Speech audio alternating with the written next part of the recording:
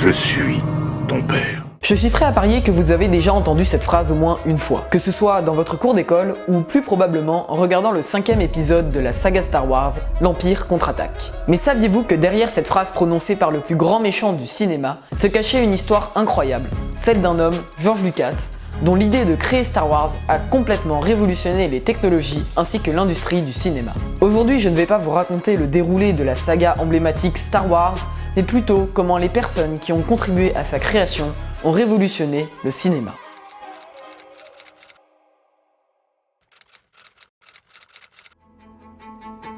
George Lucas est né le 14 mai 1944 à Modesto, en Californie. Ses parents tiennent une papeterie et son père, un lointain cousin de l'acteur Marlon Brando, élève avec rigueur George et ses 3 sœurs. George ne connaît pas une enfance particulièrement tranquille. En effet, dès son plus jeune âge, il est victime d'harcèlement scolaire dû à sa petite taille. Et contrairement à ce qu'on pourrait penser, George Lucas n'a jamais développé un intérêt pour le cinéma durant son enfance ou son adolescence. À ce moment-là, il souhaitait devenir pilote automobile, rêve qui prendra fin en 1962, lorsqu'à l'âge de 18 ans, George survit miraculeusement à un accident de voiture au volant de son auto Bianchina. Il décide donc de se lancer dans des études de cinéma qui le poussent à réaliser ses premiers courts-métrages, puis il finit par se lancer dans son premier projet de long-métrage. Il s'allie donc au réalisateur Francis Ford Coppola et crée leur première société de production, American Zoetrope. Mais suite à différents désaccords, Lucas se sépare finalement de Francis Ford Coppola pour créer sa première société de production, Lucasfilm.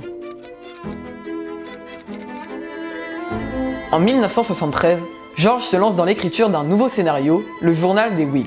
Finalement, en mai 1973, il écrit la version concrète de ce synopsis qu'il renommera alors The Star Wars. Mais plus il améliore son synopsis en y ajoutant des personnages, planètes, détails, etc., plus il se rend compte d'une chose, ça ne tiendra jamais en un seul film. Il a donc l'idée de séparer son histoire en 3 trilogies et décide de commencer par la trilogie intermédiaire chronologiquement parlant, car il l'a jugée plus commerciale à cette époque. Plus tard, lorsqu'il annoncera la sortie de la seconde trilogie, la première donc chronologiquement parlant, il expliquera alors la logique derrière son ordre de parution un petit peu étrange. J'ai pris beaucoup de plaisir à renverser la trajectoire des films à l'origine. Si vous les visionnez dans l'ordre de leur parution, 4, 5, 6, 1, 2, 3, vous obtenez un certain film. Si vous les visionnez en partant du 1 jusqu'au 6, le résultat est complètement différent. Une ou 2 générations les ont vus d'une certaine manière, qui sera complètement autre pour les prochaines. C'est une façon de faire du cinéma extrêmement moderne, presque interactive. Vous prenez des cubes, vous les agencez différemment et vous obtenez des états émotionnels différents. Il a trouvé la solution pour faire de Star Wars une saga intergénérationnelle. Fin 1973, Lucas cherche un moyen d'exposer sa vision artistique du film auprès des producteurs pour tenter d'obtenir un financement. Il fait alors appel au dessinateur Ralph McQuarrie pour illustrer les décors et personnages principaux de son scénario. Certains de ses dessins sont d'ailleurs devenus des références auprès des fans de Star Wars par la suite. Suite à cela, la Fox accepte d'investir 8 250 000 $ pour le financement du film. En 1975, George Lucas obtient l'accord de la Fox pour réaliser 2 épisodes suivants. La trilogie originale est née. Dans la foulée, Lucas réalise un second coup de poker auprès de la Fox. Il demande de toucher l'intégralité des revenus provenant des produits dérivés. Lucas était visionnaire. Il ne voulait pas tirer le plus de revenus grâce aux entrées réalisées par le film, mais souhaitait établir un marketing important autour des produits dérivés pour financer sa trilogie, ce qui ne se faisait pas du tout à cette époque. Et sur 30 ans, les produits dérivés de la licence ont rapporté au total 22 milliards $. Pari gagné.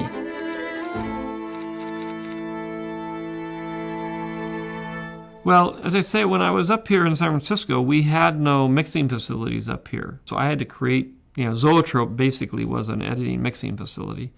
I realized I was going to have to start my own, buy my own editing equipment and eventually build my own little mixing studio so that I could make my movies. George Lucas a compris une chose. Il doit créer sa propre société pour répondre à ses propres besoins, car personne n'est en capacité de le faire. Industrial Light and Magic est né. Au début, il fait notamment appel à John Dykstra, une de ses connaissances qui travaille dans les effets visuels pour la publicité. Lucas et son équipe décident alors de lui déléguer la création des effets visuels. Ils installent alors John Dykstra dans un ancien entrepôt en banlieue de Los Angeles. C'est là que John a créé son équipe pour l'entourer sur le projet. Tous ont des rôles différents. Il y a des maquettistes, techniciens, matte painters, et tous s'activent pour relever le défi technique incroyable que représente la création de Star Wars. Et petite précision, dans cette vidéo, je ne m'attarderai pas sur la partie du tournage, car celui-ci se déroulait comme un tournage classique à cette époque. La création des effets visuels avance doucement, mais sûrement. Mais tout va changer lorsque George Lucas va faire le déplacement de Londres, là où se trouvaient les studios de tournage, à Los Angeles. Il constate alors que la moitié du budget a été utilisée pour la réalisation d'une seule scène. Cela a un effet très négatif sur George Lucas, qui est alors hospitalisé pour cause d'hypertension artérielle. Mais les employés d'ILM vont déployer des moyens hors normes pour réaliser le travail demandé dans les temps. Ils vont notamment créer des machines et caméras spécifiques et vont révolutionner le monde des effets spéciaux grâce à leur approche ingénieuse qui leur permet de créer des combats spatiaux, des véhicules ou des technologies hors du commun qui plongeront le spectateur dans un réalisme unique jamais vu auparavant. Pour la première fois dans l'histoire des effets spéciaux, la réalisation de certaines scènes s'approche du compositing tel qu'on le connaît aujourd'hui. Alors pour ceux qui ne connaissent pas ce terme, le compositing désigne l'ensemble des éléments ajoutés au plan d'origine pendant la phase de post-traitement. Entre autres, le compositing c'est l'équivalent de la phase d'assemblage du burger. On part d'un steak qui est le plan d'origine et on lui rajoute toutes sortes de condiments pour lui donner du goût et le rendre unique. Et pour en revenir à Star Wars et ILM, les employés d'Industrial Light and Magic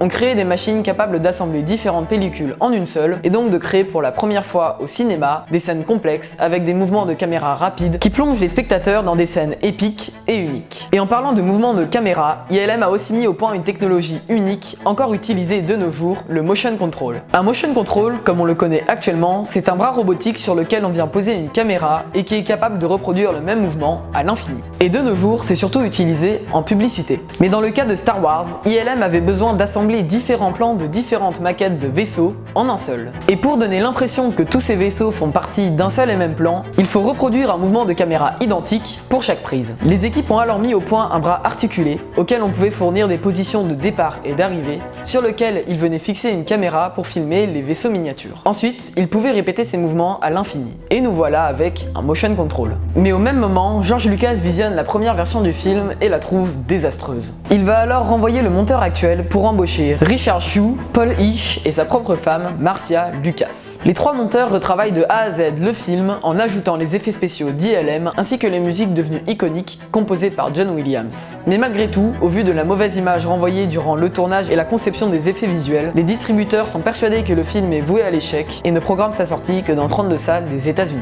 Finalement, le 25 mai 1977, c'est dans 37 salles que sort Star Wars et contre toute attente, le succès est immédiat. Le film devient alors le plus gros succès jamais enregistré au box-office et rapporte 775 millions de dollars. En parallèle, et comme prévu par George Lucas, les ventes des produits dérivés permettent un énorme gain de revenus supplémentaire. Star Wars et George Lucas ont alors de beaux jours devant eux.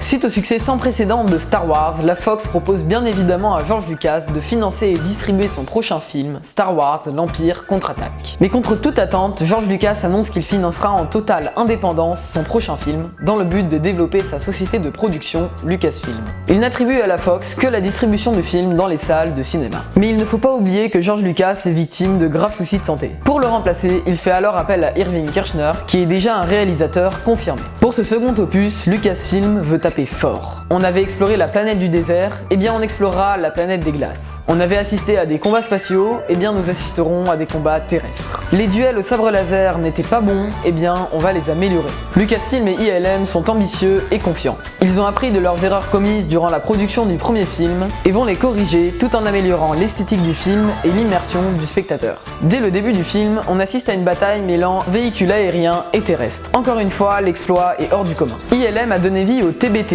ces chars d'assaut impériaux, en utilisant des modèles réduits qu'ils animaient grâce au stop motion. Et en utilisant leur technique de compositing avancée, un combat immersif réunissant aériens et terrestres a pu être créé. Les combats au sabre laser sont aussi améliorés. Sur le tournage, fini les lames réfléchissantes et rotatives qui ont pour conséquence des combats lents et ennuyants, et place à des lames en métal qui permettent de véritables duels à l'épée. Grâce à ça, Lucasfilm a créé l'un des combats les plus emblématiques de la licence, qui se conclut par cette phrase « Je suis ton père ».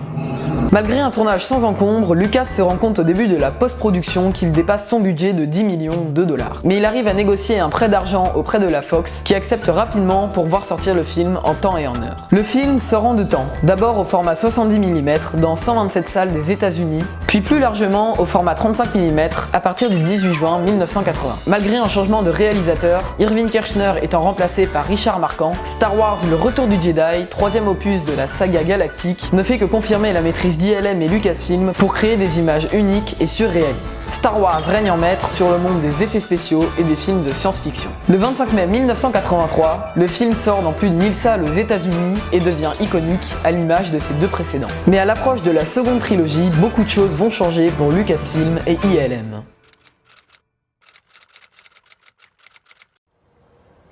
Au début des années 90, Star Wars connaît un regain de popularité, notamment grâce à des bandes dessinées et romans à son effigie, ainsi que la sortie de plusieurs jeux vidéo qui entourent la licence. Le moment est parfait pour débuter la réalisation d'une seconde trilogie. Les attentes sont évidemment très importantes et les fans attendent un spectacle visuel encore plus important, notamment grâce à l'arrivée du numérique. Et ce que l'on peut dire, c'est que Lucasfilm et plus particulièrement Industrial Light and Magic ont très bien adopté la nouvelle tendance. Ils l'ont même développée. En effet, à l'image du premier Star Wars, la réalisation de ce nouvel opus de la licence va grandement faire évoluer les techniques de création des effets visuels. Et je fais bien évidemment allusion au premier personnage entièrement créé numériquement au cinéma, Don't do that again. Jar Jar Binks. En effet, sur le tournage, l'acteur ne portait un costume du personnage que sur le bas du corps et le buste. La tête a entièrement été créée numériquement par la suite. Autre innovation importante, les vaisseaux sont définitivement créés entièrement numériquement. Fini les modèles réduits et les motion control et place aux nouveaux environnements spatiaux en 3D, offrant une expérience d'immersion nouvelle. Cette nouvelle ère marque aussi la fin du matte painting. Le matte painting, ça consiste à peindre un décor qui servira à masquer les parties non désirées d'un plan. Mais avec l'arrivée du numérique, les environnements générés par ordinateur vont peu à peu remplacer les matte painting, et Star Wars a été l'un des premiers films à utiliser cette technique.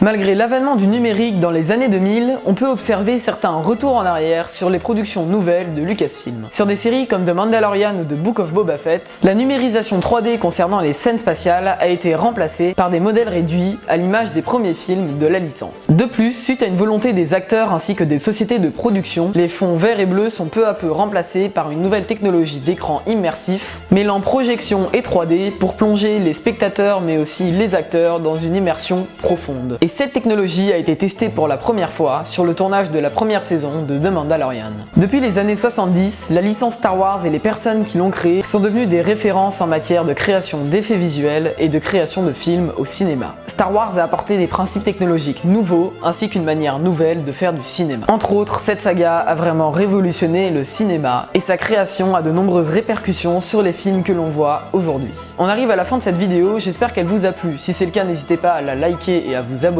Si vous souhaitez aussi retrouver mon travail plus globalement, je vous invite à aller voir mon Instagram, @AugustinDavid10, il est dans la description. Merci d'avoir regardé jusque là, c'était Augustin, à très bientôt.